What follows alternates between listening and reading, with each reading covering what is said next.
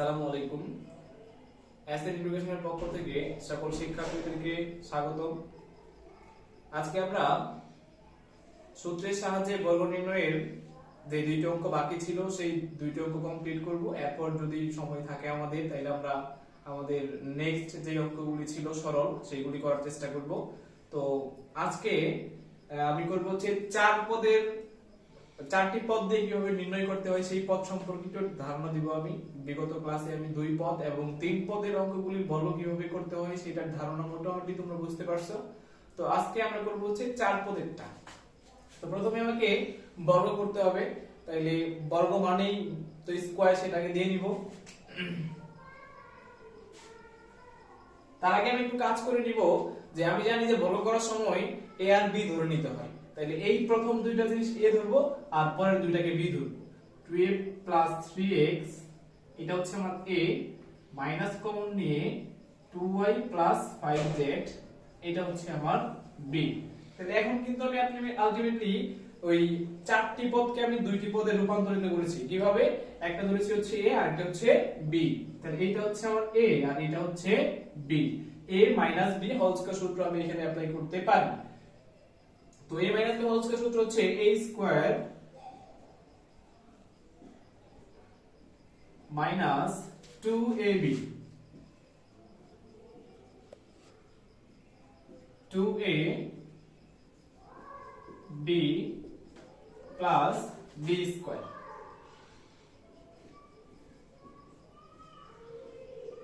তাহলে এটা ছিল আমার a আর এটা ছিল b। a b whole square সূত্র a square minus 2ab plus b square. তো এখন দেখতে পাচ্ছি যে এইখানেও আরেকটা a plus b whole square সূত্র পরে আমার, যে এই প্রথম অংশটুকু হচ্ছে a আর দ্বিতীয় অংশটুকু হচ্ছে b, যে a plus b whole square. তাহলে এই সূত্রটা এখানে অ্যাপ্লাই করতে পারি যে a square plus 2ab plus b square. এরপর আমার যে কাজটা ছিল যে -2 ইনটু এই দুইটা পরস্পরের সাথে গুণ আকারে আছে, তাইলে গুণ করে দিই আমরা। প্রথমে এই 2a দিয়ে এই দুইটাকে গুণ করব। 2 ইনটু এই 2a আর 2y গুণ করলে পাই হচ্ছে 4ay প্লাস এই 2a আর 5z গুণ করলে 5 দুগুণে 10az প্লাস এই 3x আর 2y গুণ করলে 6xy প্লাস 3x আর 5z গুণ করলে 3 5 15zx। এরপর যে অংশটুকু ছিল আমার যে এইটুকু a plus b whole square সূত্র, যে a square plus 2ab plus b square.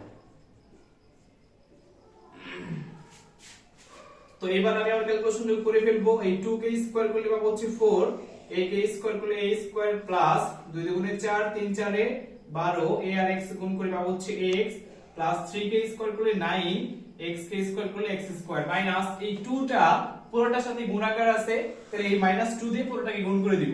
-2 R 4ay গুণ করলে 4 দুগুণে 8 8ay প্লাস a মাইনাস এ মাইনাস 10 আর 2 গুণ করলে 20, a আর z গুণ করলে az মাইনাস এ প্লাস এ মাইনাস 6 দুগুণে 12, x আর y গুণ করলে xy মাইনাস এ প্লাস এ মাইনাস 15 আর 2 গুণ করলে 15 দুগুণে 30zx প্লাস এখানে পাবো হচ্ছে 2 কে স্কয়ার করলে 4y স্কয়ার প্লাস 2 দুগুণে 4 4 5 এ 20, y আর z গুণ করলে yz প্লাস 5 5 এ 25, z কে স্কয়ার করলে পাবো হচ্ছে z স্কয়ার। তো আলটিমেটলি আমাদের যে রেজাল্টটা কাঙ্ক্ষিত রেজাল্ট পাওয়ার কথা ছিল সেটা অলরেডি পেয়ে গেছি। তখন এখন যদি তোমাদের মনে হয় যে এটা সাজানো প্রয়োজন, তোমরা নিজেরা একটু সাজায় নিবা কষ্ট করে, আমি এখানে অ্যানসার দিয়ে দিচ্ছি।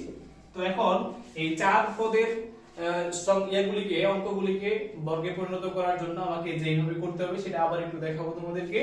যে প্রথমে এই 4টি পদকে দুইটা পদের মধ্যে রূপান্তরিত করতে হবে। তো প্রথম কাজ যেটা ছিল এই 2a 3x এটা এক জায়গায় করে রেখেছি, মাইনাস কমন নিয়ে এই মাইনাস মাইনাসে প্লাস 2y আর এখানে মাইনাস মাইনাসে প্লাস 5z ছিল 5z। তো এখন কিন্তু এই একটা হচ্ছে পদ, এই পুরোটা হচ্ছে আরেকটা পদ ধরে নিছি আমি। তাহলে এটা হচ্ছে a, এটা হচ্ছে b। তাহলে a b হোল স্কয়ার সূত্র হচ্ছে a square minus 2ab plus b square. তো এখন দেখতে পাচ্ছি এখানে আবার a plus b whole square সূত্র আসছে। যে এই প্রথম অংশটুকু হচ্ছে a, এটা হচ্ছে 3x হচ্ছে b, তাহলে a plus b whole square সূত্র a square plus 2ab plus b square. এরপর মাইনাস ছিল মাইনাস, 2 ছিল 2, এই দুইটা অংশ পরস্পরের সাথে গুণ আকারে আছে, তাহলে গুণ করে দেই। প্রথমে এই 2 দিয়ে দুইটাকে গুণ করতে হবে, এই 2a আর 2y গুণ করলে 4ay প্লাস এই 2a আর 5z গুণ করলে হয় 5 দুগুণে 10az। এরপরে এই 3x দিয়ে দুটাকে গুণ করব, প্লাস এই 3x আর 2y গুণ করলে 6xy প্লাস a প্লাস এই 5z আর 3x গুণ করলে 15zx প্লাস এখানে আমি আবার দেখতে পাচ্ছি a plus b whole square সূত্র, যে এই প্রথম অংশটুকু এটা হচ্ছে a আর এটা হচ্ছে b, a plus b whole square, যে a square plus 2ab plus b square. তো এখন আমি আমার ক্যালকুলেশনটা করে ফেলবো, 2k স্কয়ার করলে 4, ak স্কয়ার করলে হয় a স্কয়ার প্লাস এই 2 দুগুণে 4, 3 4 12, x গুণ করলে পাই হচ্ছে ax প্লাস 3k স্কয়ার করলে 9 আর x কে স্কয়ার করলে x স্কয়ার মাইনাস এই মাইনাস 2 দিয়ে পুরোটাকে গুণ করতে হবে আমাকে, 4 দুগুণে 8, 8ay মাইনাস এ প্লাস এ মাইনাস 10 দুগুণে 20 a আর z az প্লাস এ মাইনাস এ মাইনাস 6 দুগুণে 12 xy প্লাস এ মাইনাস এ মাইনাস 15 দুগুণে 30 zx প্লাস এই ক্যালকুলেশন করে পাবো হচ্ছে 2 দুগুণে 4 y কে স্কয়ার করলে y স্কয়ার প্লাস 2 দুগুণে 4, 4 5 এ 20 yz প্লাস 5 কে স্কয়ার করলে 25 আর z কে স্কয়ার করলে পাবো হচ্ছে 25 z স্কয়ার। তো আলটিমেটলি বুঝতে পারছি আমরা যে চার পদের অঙ্কগুলিকে সমাধান করার জন্য বা বর্গ করার জন্য যে রুলস অ্যাপ্লাই করা দরকার সেটা আমরা আপাতত পারবো। এখন নেক্সট অঙ্ক যেটা ছিল সেটা হচ্ছে বর্গীয় যোগ।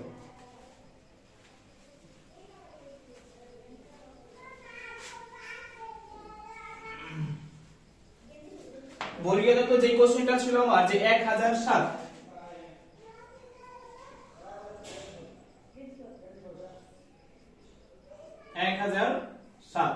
তো এখানে দেখতে পাচ্ছি মাত্র একটি পদ। তো আমরা যখন চার পদ ছিল তখন চার পদকে আবার দুই পদে পরিণত করছি, এখন দেখতে পাচ্ছি একটি পদ। এখন একটি পদ থেকে আবার কি করতে হবে, দুইটি পদ বের করতে হবে, কারণ একটি পদের কখনো সূত্র দিয়ে বর্গ করা যায় না, অবশ্যই দুইটি পদের প্রয়োজন পড়ে। তাহলে এটাকে আমরা ভাঙাইতে পারি, সেটা হচ্ছে 1000 প্লাস 7 দিয়ে আমি ভাঙাইতে পারি, যেহেতু বর্গ সেহেতু উপরে স্কয়ার চিহ্ন আমাকে দিতে হবে। তো কি করেছি আমি এখানে 1007 কে ভাঙিয়ে কি পাইছি, 1000 যোগ 7 ইকুয়াল টু হচ্ছে কত, 1007। তো আমি এটা ভাঙাইতে পারি।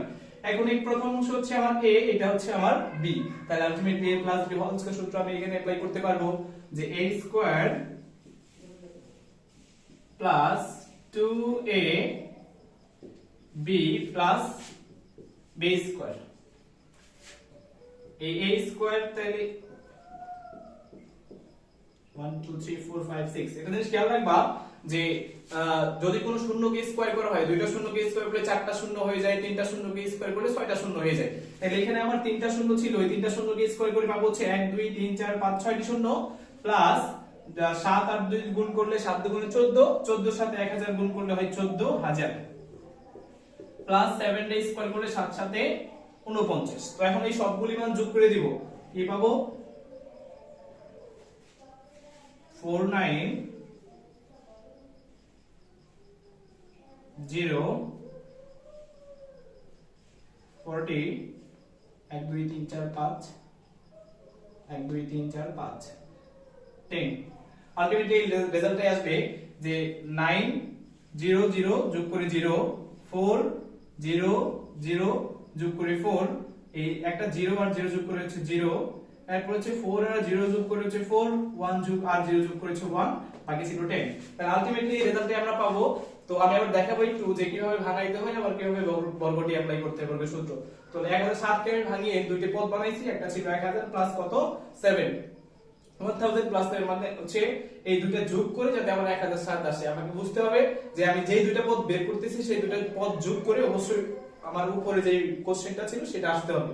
তাহলে এটা হচ্ছে b, a plus b whole square সূত্র ফলাবো আমি, যে a square plus 2ab plus b square, এই 1000 কে স্কয়ার করলে আমি এই সংখ্যাটি পাবো, প্লাস এই 7 আর 2 গুণ করলে 7 দুগুণে 14 আর 1000 গুণ করলে হয় 14000 প্লাস 7 কে স্কয়ার করলে হয় 7 সাথে 49। এই আলটিমেটলি যোগ করার পর এই সংখ্যাগুলি আমি পাবো।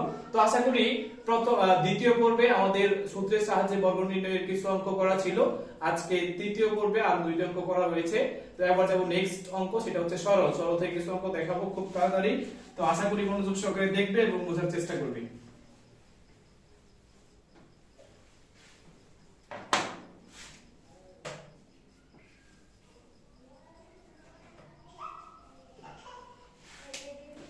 সরল অঙ্কের প্রথম যে কোশ্চেনটা ছিল আমার সেটা আমি প্রথমে উঠিয়ে নিব এখানে।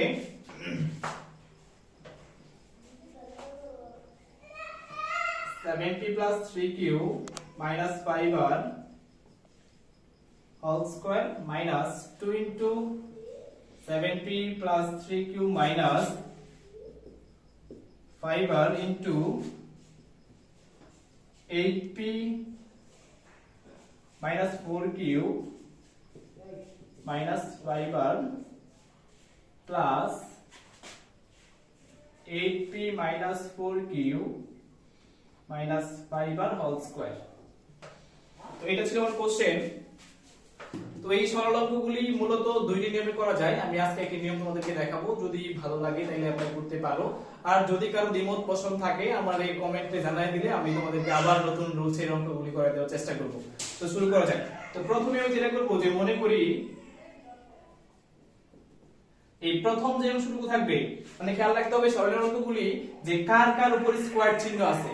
এই একটার উপর স্কয়ার চিহ্ন আছে, এই একটার উপর স্কয়ার চিহ্ন আছে, দুইটার উপর স্কয়ার চিহ্ন আছে। তাহলে আমি যখন মনে করব তখন এই দুইটাকে মনে করতে হবে, আর অন্য কিছু মনে করা যাবে না। তাই এখানে আছে 7p 3q মাইনাস হচ্ছে 5r। তো এটা ধরব হচ্ছে a।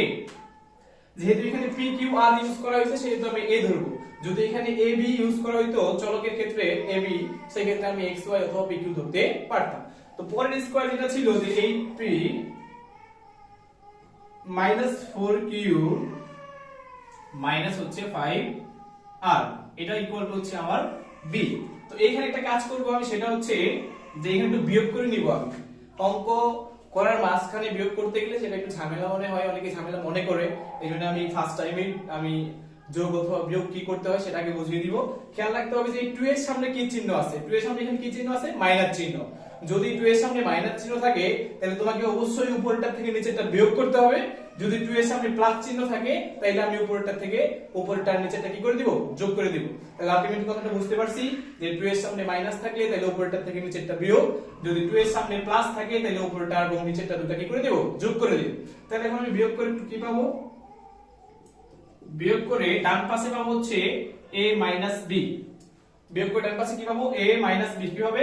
এই b এর সামনে মনে মনে প্লাস চিহ্ন আছে, সেটা কি হয়ে যাবে? মাইনাস। এই 5 এর সামনে মনে মনে মাইনাস আছে, সেটা হয়ে যাবে প্লাস। এই 4q এর সামনে মনে মনে মাইনাস আছে, সেটা হয়ে যাবে প্লাস। এবং এই 8p এর সামনে মনে মনে কি চিহ্ন আছে? 8p এর সামনে মনে মনে প্লাস চিহ্ন আছে, এখানে পাবো হচ্ছে মাইনাস। তো এবার দেখতে পাচ্ছি এই 5r এর সামনে প্লাস চিহ্ন, এই 5r এর সামনে মাইনাস চিহ্ন, এই দুটো কাটা যায়। তো এখন এই 3q এর সামনে প্লাস চিহ্ন, 4q এর সামনে প্লাস চিহ্ন, তাহলে দুটো যোগ করে দিব, তাহলে পাবো হচ্ছে 7q। পাবো হচ্ছে 7q। আর এখানে 8p আর 7p, একটা সামনে প্লাস চিহ্ন আর একটা সামনে মাইনাস চিহ্ন। খেয়াল রাখতে হবে যে কোন চিহ্নটা মান বড়। এই 8p 7p এর চেয়ে অবশ্যই বড়। এই 8p সামনে মাইনাস চিহ্ন আছে, সেহেতু আমাকে আগে একটা মাইনাস চিহ্ন দিয়ে নিতে হবে, কারণ হচ্ছে 8p 7p এর চেয়ে বড়। আমরা জানি সব সময় চিহ্ন ইউজ করা হয় বড়টার সামনে কি থাকে। তাহলে 8p থেকে একটা 7p বাদ দিয়ে দিলে শুধু কি পাবো? p পাবো। তাহলে আলটিমেটলি a b এর মান পাইছি আমি কত? -p + 7q। এখন আমি আমার প্রদত্ত রাশিতে চলে যাব। প্রদত্ত রাশি ছিল আমার এই 7p + 3q - 5r, এটার মান ধরছি a, তার উপরে একটা স্কয়ার চিহ্ন ছিল, তাহলে আমাকে এই স্কয়ার চিহ্ন দিতে হবে। এরপর মাইনাস চিহ্ন ছিল, এখানে একটা মাইনাস দিব। এরপর 2 ছিল, 2 দিব। এই 7p + 3q - 5r = হচ্ছে a, তাহলে আমি a নিয়ে ফেলবো এখানে। এই 8p - 4q - 5 এর মান হচ্ছে b, সেটা হচ্ছে b। এই 8p - 4q - 5r whole square ছিল, তাহলে সেটা ছিল আমার b হোল স্কয়ার। তাহলে আলটিমেটলি আমরা বুঝতে পারছি এখানে হোল স্কয়ার না দিয়ে আমি সরাসরি স্কয়ার দিয়ে নিব এখানে, যে পাই কি পেয়েছি এখানে, যে a² - 2ab + b²। তো আলটিমেটলি সেটা এর কিন্তু একটা সূত্র হয়ে গেছে আমার, যে a - b হোল স্কয়ার সূত্র। তো আবার একটু মনোযোগ সহকারে দেখব বিষয়টা, যে প্রদত্ত রাশি কিভাবে আমাকে চেঞ্জ করতে হয়। যে প্রথমে ছিল 7p + 3q - 5r, এটার মান ছিল কত? a, তাহলে আমি a বসিয়ে দিয়েছি। এর উপরে স্কয়ার চিহ্ন ছিল a², মাইনাস ছিল মাইনাস, 2 ছিল 2, এই 7p + 3q - 5 এর মান হচ্ছে a, তাহলে a বসিয়ে দিয়েছি। এই 8p - 4q - 5r এর মান হচ্ছে b, এই হচ্ছে আমার b।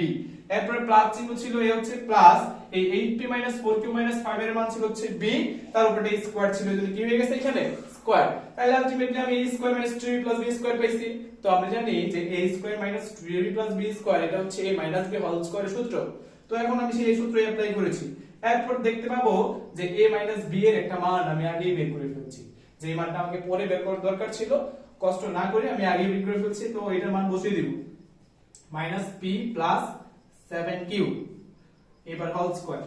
a মাইনাস b এটার মান দেওয়া ছিল মাইনাস p প্লাস 7q, এ হচ্ছে মাইনাস p প্লাস 7q, উপরে স্কয়ার চিহ্ন ছিল আমি স্কয়ার চিহ্ন দিয়ে ফেলেছি। তো এখন এইটা যদি a হয় এটা যদি b হয় তাহলে আমার সূত্র হবে a plus b whole square. a plus b whole square সূত্র হচ্ছে a square plus 2ab plus b square equal to এই মাইনাস p কে স্কয়ার করলে পাবো হচ্ছে p square, a plus a minus a minus 7 আর 2 গুণ করলে 7 দুগুণে 14, p আর q গুণ করলে হয় 14pq, a প্লাস ছিল প্লাস 7 কে স্কয়ার করলে 49 আর q কে স্কয়ার করলে হয় q স্কয়ার। তাহলে আলটিমেটলি বিষয়টা বুঝতে পারছি আমি যে এই a মাইনাস b এর মান দেওয়া ছিল, এখানে পেয়েছি আমি মাইনাস p প্লাস 7q, এই যে মাইনাস p প্লাস 7q, এই মাইনাস p হচ্ছে a আর 7q হচ্ছে b। তাহলে a plus b whole square সূত্র a square plus 2ab plus b square. এই মাইনাস p কে স্কয়ার করলে পাবো হচ্ছে p স্কয়ার, আর এই প্লাস a মাইনাস 7 দুগুণে 14, p আর q গুণ করলে হয় pq প্লাস 7 কে স্কয়ার করলে 49 আর q কে স্কয়ার করলে পাই হচ্ছে q স্কয়ার। তাহলে আলটিমেটলি এই সরলটা মোটামুটি তোমরা বুঝতে পারছো। এখন যাব হচ্ছে নেক্সট সরল। তার আগে খেয়াল রাখতে হবে যারা ক খুব মনোযোগ সহকারে দেখেছো অবশ্যই খ করতে পারবা, ক আর আমি করব না। এখন যাব হচ্ছে গতে।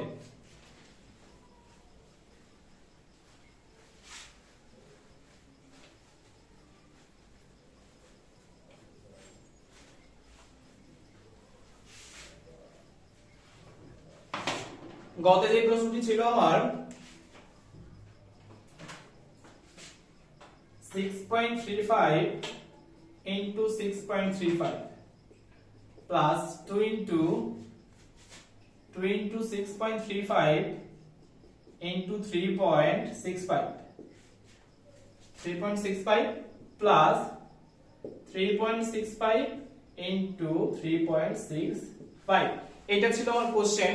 তো বরাবরের মতো আমি সেই কাজটাই করব প্রথমে এবং শেষ অংশের মানটা ধরে নিব প্রথমে। যে মনে করি এই 6.35 ইকুয়াল টু হচ্ছে a, আর একটা মান ছিল আমার 3.65, এটা ইকুয়াল টু হচ্ছে b। তো আমি বলেছিলাম যে 2 এর সামনে যদি প্লাস থাকে তাহলে সেটা আগেই যোগ করে নিব। তাহলে এটার সামনে প্লাস আছে তাহলে আমি কি করে ফেলবো, যোগ করে। যোগ করলে কি পাবো ডান পাশে a প্লাস b। যোগ করার সময় চিহ্নের কোনো কি ঘটে না, পরিবর্তন ঘটে না। এই 6.35 আর 3.65 এই দুটোকে যোগ করলে পাবো হচ্ছে আমি 10। তাহলে এই a প্লাস b এর মান পাইছি কত আমি 10। এবার প্রদত্ত রাশি ছিল আমার 6.35 এর মান হচ্ছে a গুণ a প্লাস 2 ইনটু a গুণ b প্লাস b গুণ b, এইটাই আমার প্রদত্ত রাশি ছিল। এই 6.35 এর হচ্ছে a গুণ 6.35 মানে হচ্ছে a প্লাস 2 গুণ 6.35 মানে হচ্ছে a, এই 3.65 এর মানে হচ্ছে b প্লাস এই 3.65 দুটোই হচ্ছে b গুণ b। তো এখন গুণ করে দেখি কি পাই, a আর a গুণ করলে হয় a স্কয়ার প্লাস 2 আর ab গুণ করলে 2ab প্লাস bb গুণ করে পাবো হচ্ছে b স্কয়ার।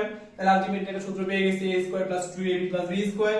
এটা সূত্র হচ্ছে a plus b whole square. a plus b whole স্কয়ারের মান আমার নাই, কিন্তু এটার মান আমি পেয়েছি উপরে যোগ করে, যে a প্লাস b এর মান কত এখানে 10। তাহলে 10 যদি বসাই দেই a প্লাস b এর মান, উপরে স্কয়ার ছিল স্কয়ার, 10 কে স্কয়ার করে 10, 10 এ 100, এটাই হচ্ছে আমার অ্যানসার। অনেকেই অঙ্কটা প্রথমে দেখার পর অনেক ভাবতে যায় যে অঙ্কটা অনেক কঠিন হতে পারে, দশমিকের অঙ্ক, সো টাফ হওয়ার সম্ভাবনা আছে। আসলে অঙ্কটি এত পরিমাণে সহজ, যারা প্রথমবার করবে তারাই বুঝতে পারবে যে না আসলে অঙ্কটা সহজ। তো প্রথমে কি করতে হবে আমাকে, যে প্রথম আর শেষ লাস্ট দুইটা ধরে নিয়েছি, একটা ছিল 6.35 আর একটা ছিল 3.65। তো একটা 6.35 ইকুয়াল টু হচ্ছে a আর 3.65 ইকুয়াল টু হচ্ছে b। তো এরপর 2 এর সামনে যোগ চিহ্ন ছিল, সেহেতু আমি দুটো কি করে দিয়েছি যোগ, তাই a প্লাস b, এই 6.35 আর 3.65 যোগ করলে পাবো হচ্ছে 10। প্রদত্ত রাশি যেটা ছিল সবগুলোর মান অনুসারে বসিয়ে যে মানটা পাইছি সেটা হচ্ছে a square plus 2ab plus b square. a square plus 2ab plus b square হচ্ছে a plus b whole square. এই a প্লাস b এর একটা মান আমি বের করে ফেলেছি আগে 10, সেটা বসিয়ে দিলাম 10, উপরে স্কয়ার ছিল স্কয়ার আর 10 কে স্কয়ার করলে হয় 10 10 এ 100। তারপরে যে অঙ্কটা যাব সেটা হচ্ছে ঘ, আজকের শেষ অঙ্ক এটাই ঘ। আশা করি সবাই মনোযোগ সহকারে দেখবে এবং বোঝার চেষ্টা করবে। ঘতে যে কোশ্চেনটা ছিল আমার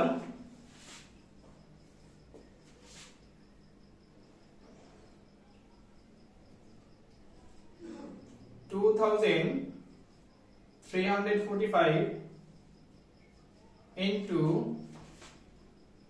2345 plus 759 into 759 divided by 2345 minus 759, এটা ছিল আমার কোশ্চেন।